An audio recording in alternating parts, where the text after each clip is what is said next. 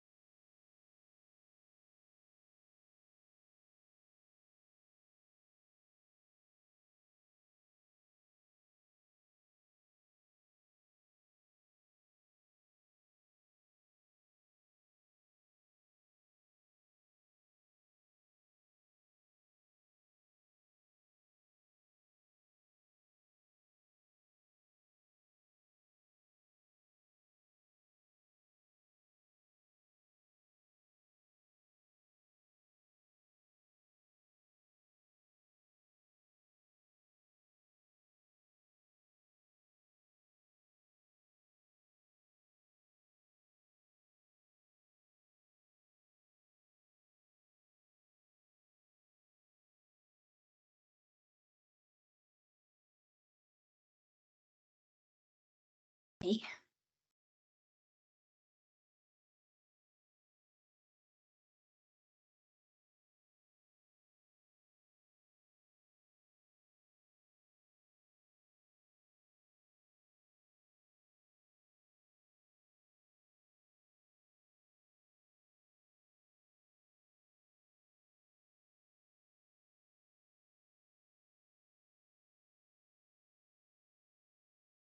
Hi, everybody. Hopefully you can see me.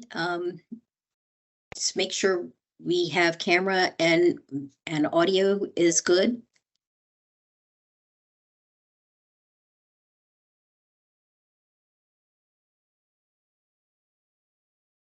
Still admitting a few people. If you can just give me 1 second, we're still working on that.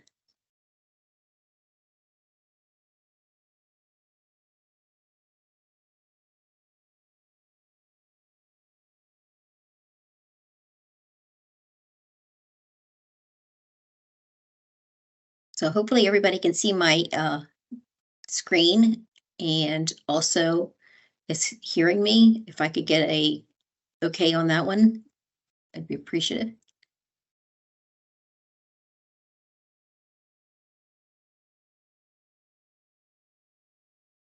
Thank you. Thank you, Mary Beth, and then Kelly, both. Thank you, thank you, thank you.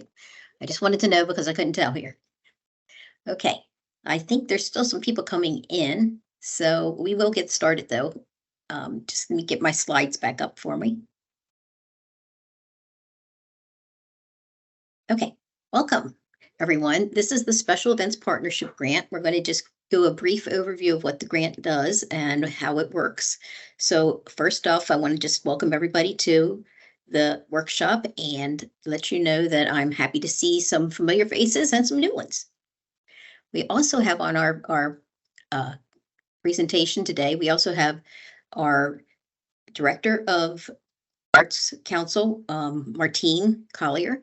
We also have Eileen Blake, who is our contracts manager, and our newest employee, who is Kathy Collins, who is working on the other arts grants. Back here a little bit. I still hear some people coming in, but if everybody is ready, I think we'll get started. Again, this is the Special Events Partnership Grant. I'm Lisa Hill. I am the program manager for the Special Events Partnerships grants. What is the Special Events Partnership Grant? The Special Events Partnership Grant is for events that are occurring within Hillsborough County, highlighting the very uniqueness of our community here. And it is to allow for the funding of these celebrations. Most importantly, it is for celebrating Hillsborough County's uniqueness. You do have to be a nonprofit in order to apply for the grant, and there are no charitable fundraisers for this program.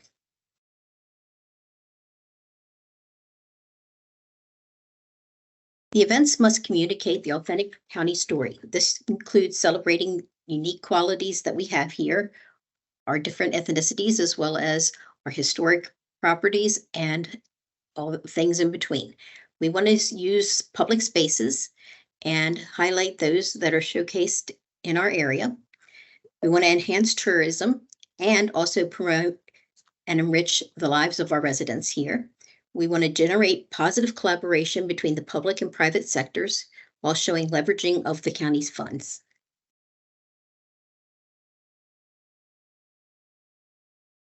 Lisa, yes. I hate to interrupt you, but I'm seeing a couple people who say they don't hear. I hear, but I just want to chime in real quick to see if anybody else is in the chat. Maybe if you can mention if you're having this issue. I can't see the chat, unfortunately, on my computer. So that's why it's helpful to have you there. Thank you. Yeah, just two people. A few other people said everything is fine, but two people have now said they can't hear for some reason.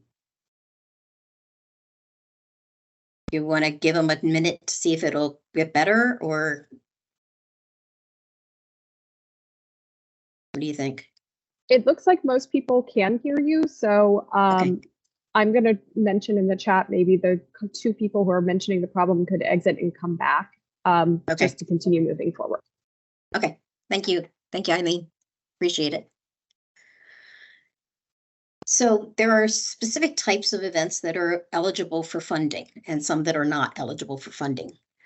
Some of them that we have funded in the past have been large celebrations such as our Gasparilla Music Festival, the Gasparilla International Film Festival, and the Gasparilla Arts Festival.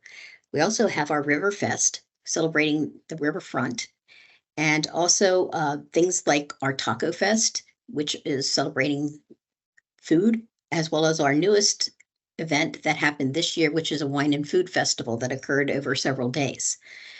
There are mini festivals that occur as well, things like the JCCs, where they provide a mini fest at their facility several times throughout the year. And then there's other events that occur along the riverfront to promote our wonderful and beautiful Tampa Bay region. There's the things like our recent July 4th boat parade and fireworks celebration, our trick-or-treating along the Riverwalk, as well as our holiday spectacular that has occurred.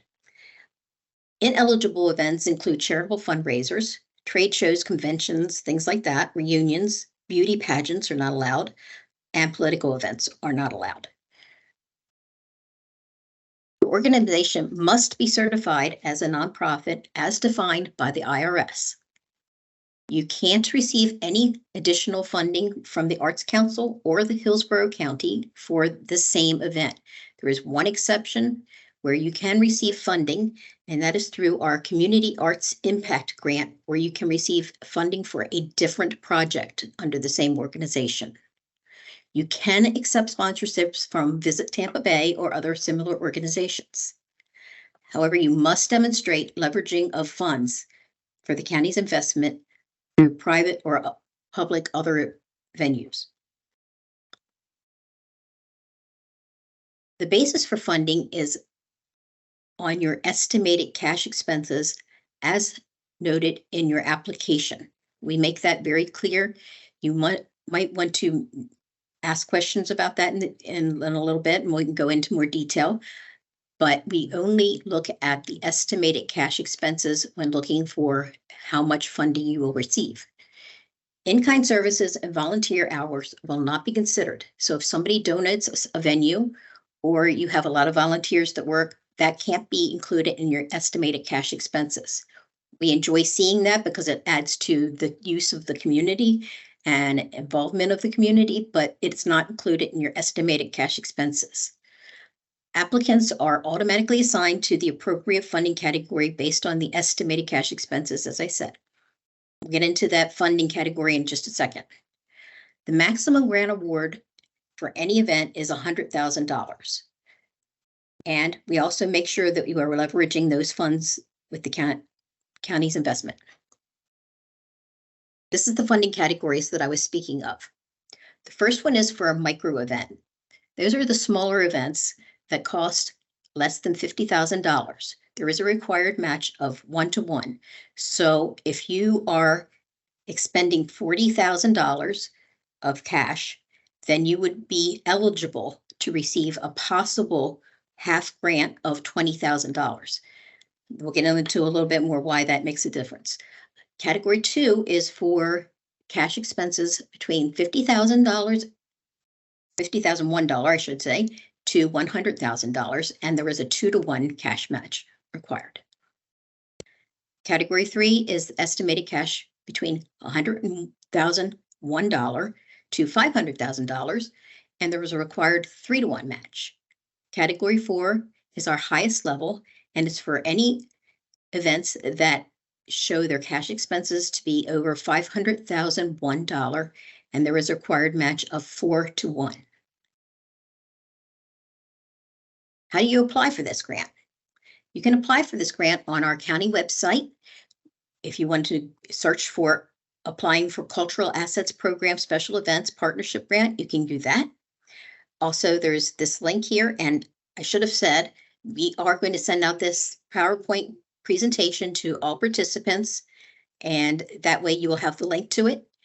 When you get to this area and you're looking at the information on our website, please review the grant guidelines. They're going to give you a lot more explanations about what I'm talking about and give you examples. There's also the sample agreement. You want to read through this so that you know what you're contracting to do with the county. Applications are through the Neighborly software portal, and you will need to register and set up a login so that you can fill out the application through Neighborly.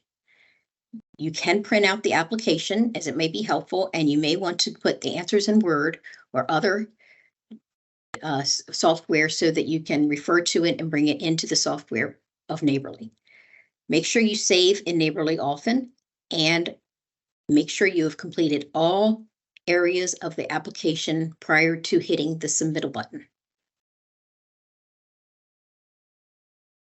In the application, it's not just the application, but there's also documents that are required to be attached to it. There is an event plan which outlines what your event's going to do, when it's going to take place, maybe a timeline of talents or things that you plan to do, permits for your venue or any other permitting that's required. A logistics and safety plan is also needed. We also require that you provide some financials of your organization for the last 2 years. This would be something like your balance sheet or your profit and loss statement. We also require the most recent filing year of your IRS Form 990 or 990 EZ. I know some of you have previously in the past used the 990 postcard, and we will accept them this year. But after this year, we will require that the 990 long form or the 990 EZ be submitted. We also require 2 letters of support from people who've worked with you on other events and specifically saying how well you did with the event or support for the event or anything along those lines. And if you have questions about that, you can certainly contact me. Important dates to remember are the application is due on July 28th at 5 p.m. There are no exceptions for that. There's also a review by the Cultural Assets Committee in a public meeting on August the 25th at 9:30 in the morning. This will be down at County Center on the 26th floor.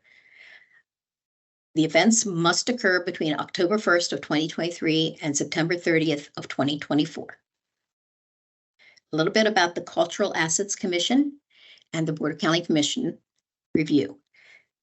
The Cultural Assets Commission will be scoring all applications and reviewing them to make recommendations to the Board of County Commissioners. There are 11 members on the Cultural Assets Commission, and they include a representative of the County Commissioner's Office, a representative of the Mayor of City of Tampa, a representative of the Mayor of the City of Temple Terrace, and a representative of the Mayor of the City of Plant City. There are also 3 community-based philanthropic organization or private foundation members, and 4 others representing different art organizations and programs. Remember that your application is not approved for funding until after the Board of County Commissioners has approved it. We anticipate this being done in October of 2023. Just a little bit about the reviewing and scoring that the Cultural Assets Commission is going to be doing.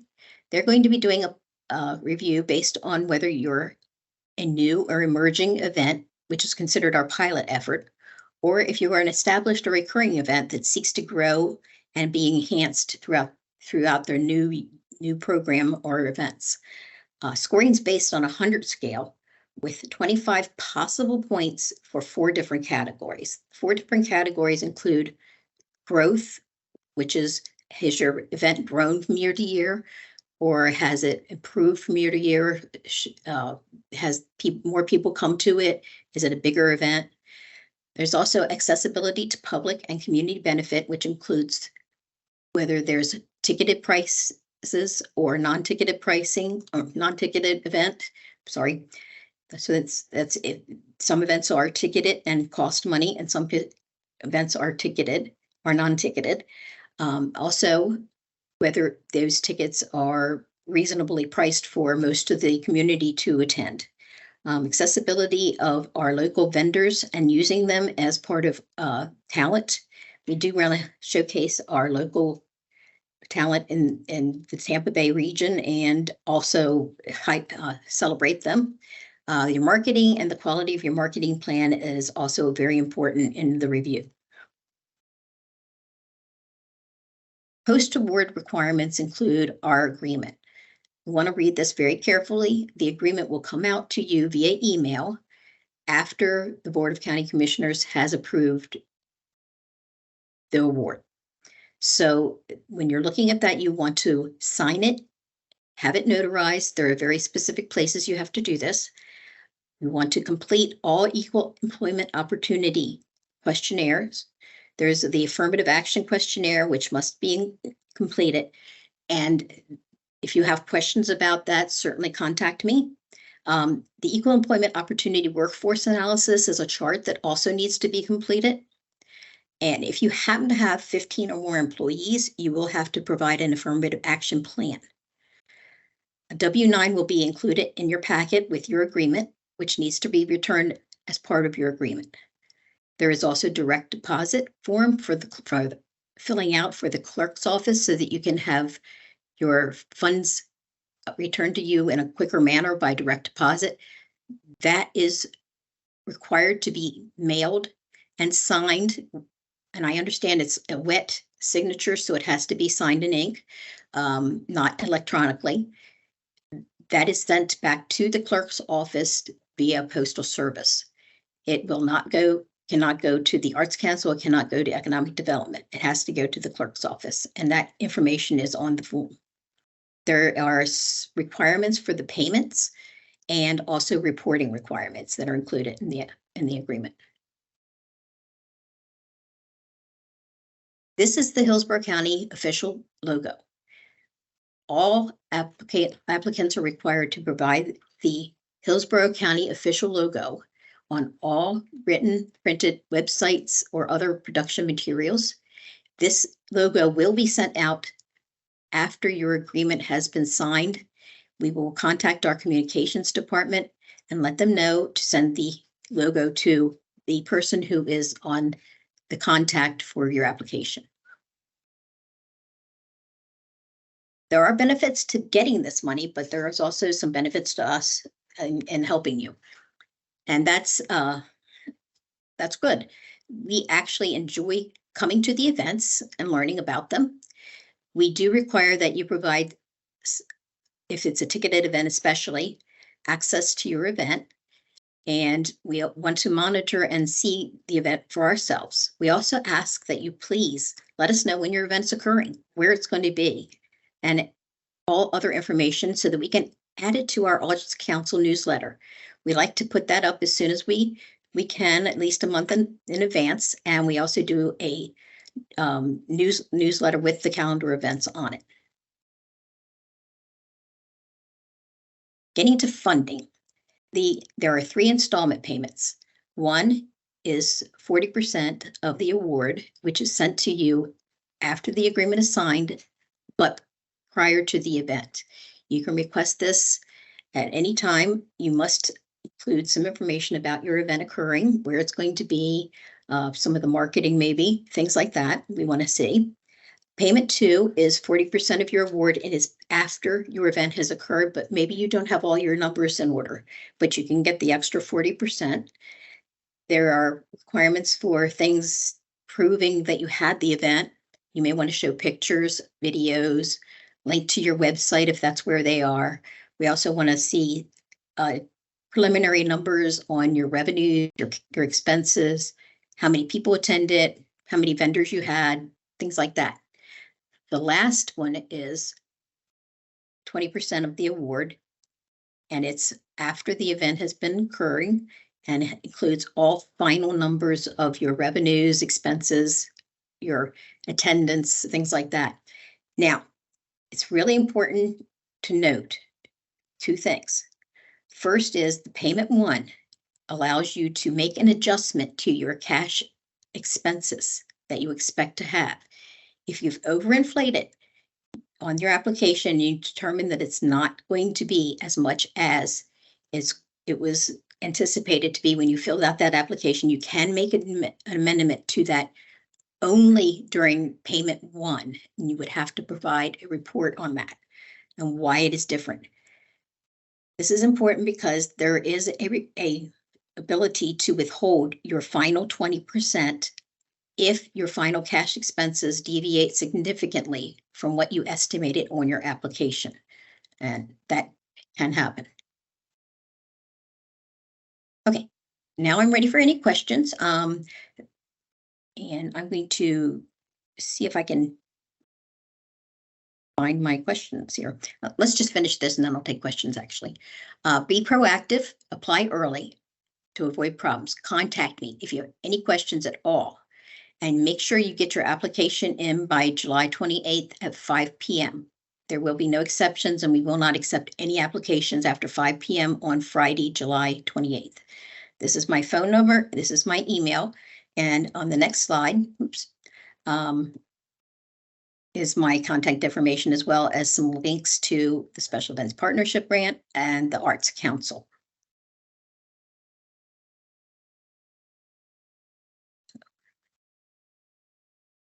So I would love to hear from you. And let me see if there's anything in the chat, or if there's some things we can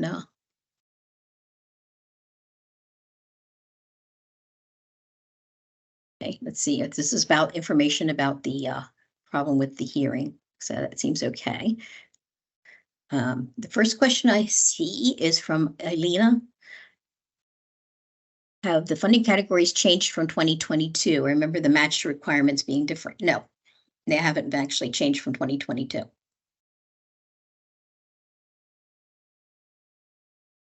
Mary Beth, I see that you're asking me about the direct deposit form.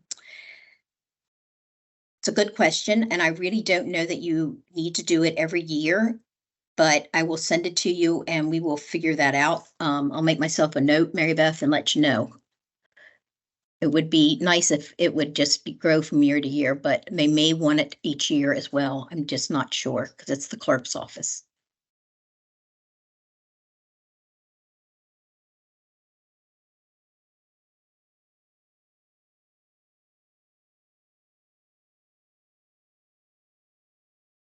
So Kelly's asking if this is, for those of us who have been funded in prior cycles, and I know your event's coming up soon in August, is it possible to receive prior year scoring and perhaps a consult on what expansion means for us? So in your case, I know you've done a couple things, and I believe, and I only started this last year, but I believe your event did grow from the first year to this, what you're planning this year. I think you said you had another area that you were using of HCC even, which shows the expansion. You may want to even say you expanded your marketing out to different groups, or are having more people involved in providing talent at your event or things like that. That could be an expansion of your event. Maybe a different venue that's bigger. Things like that. It's something that they will look at the Cultural Assets Commission when they're doing the scoring and see how much it's grown. Anybody else have any questions? Certainly, if you would like to, you can reach out to me personally. My phone number and everything is on this last slide. So let me pull that back up for you guys if you want to jot it down. I'm going to send this out to you. So please make sure that you have your email in here, and then we can send it to you. Also, I believe Eileen's going to be sending out a survey at the end of this so that we can make any adjustments to it or address any issues that you may have had. Certainly want to make this as easy as we can for everybody. And let me just slide through this real. Oh, well, can you see it there? It's not perfect, but that is the information. My email address is hilli@hillsboroughcounty.org, or you may call me. Cell phone's probably the easiest, 813-210-4352. Is okay. Yes, Anne's asking if the scoring is directly connected to the 4 areas of the 25 each covered, and yes, it is. You will see it in the guidelines a little more clearly, as well as the application. You're going to be answering questions that are based on those categories that will give a little more detail on what we're looking for. As I said, this is kind of more of a broad brush, so anything you have a question about, reach out. I'm happy to answer and even work with you one-on-one if you have anything that's coming along that you need help with.